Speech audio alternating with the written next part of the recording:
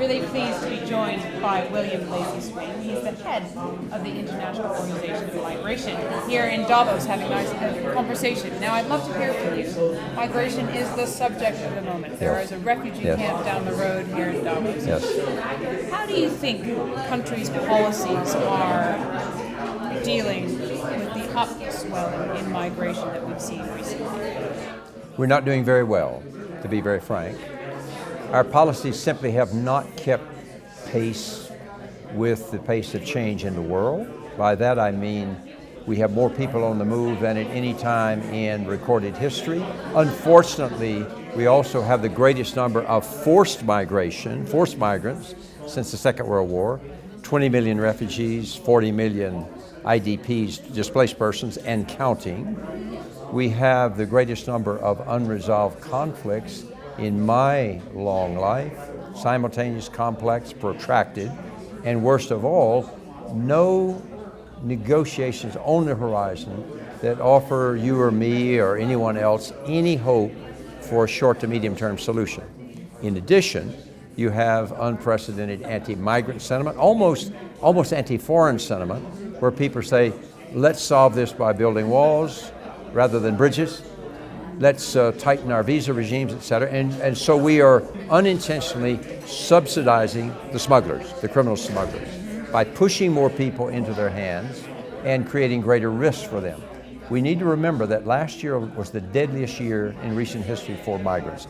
3,771 died in the Mediterranean alone, and we don't even know how many died. It could have been many more. Then you have double jeopardy because you cannot come to closure, and legally you can't, double jeopardy because you can't settle land issues.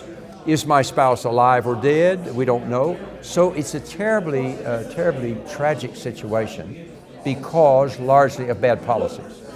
So tell me, in terms of specific policies that countries could change, what are the specific things that you'd like to see done? Well, first of all, I think if we could start from the point of view that there are a lot of people who deserve our support. But you will not resolve the demographic deficit with a compassion deficit. And there is a link between humanitarian and development. These people, they're highly motivated. They're going to enter the workforce. They're going to pay taxes. They're going to give you a 1, 2, maybe 3% jump in the GDP after a short while. And they will fill the jobs that your own nationals don't want to fill.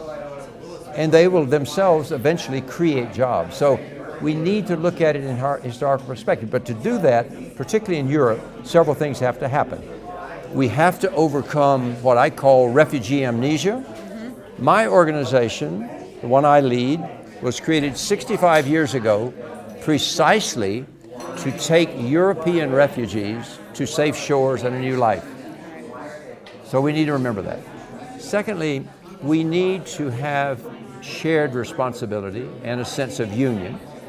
And thirdly, we need to remember that Europe has peopled the world for 3 centuries, a continent of origin, and now it's become also a continent of destination. So my sense is, given the dichotomy between global north and global south, most of our societies are going to become more multicultural, multi-ethnic, multi-religious. But to do that, we have to prepare our people why this is happening, how it can be handled, and why it's ultimately in our interest for it to be handled like this. I was reading an article in The Atlantic the other day about the forgotten war in Yemen. Yes. And I wonder how much is the fact that there's too much news. There's too much news about conflict. Yes. We don't appreciate the stress that these people are going through. Is that part of the problem, or is it, what else do you think is going on? That is part of the problem. I think there's what I call the numbing, N-U-M-B, the numbing effect that set in after the Vietnam War too.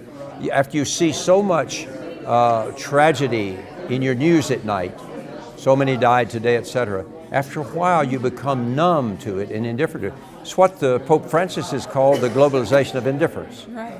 And we have to overcome that somehow by having more political courage by our leaders to tell people the state of the world and what our responsibility is in it. I mean, The biggest single thing that needs to happen now is an end to the Syrian war. It's the 5th year.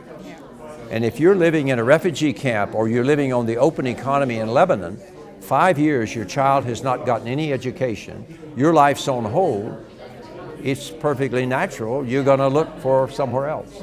Absolutely. And thank you very much for stopping by the Hub Culture Pavilion here in Davos, and I'm Edie.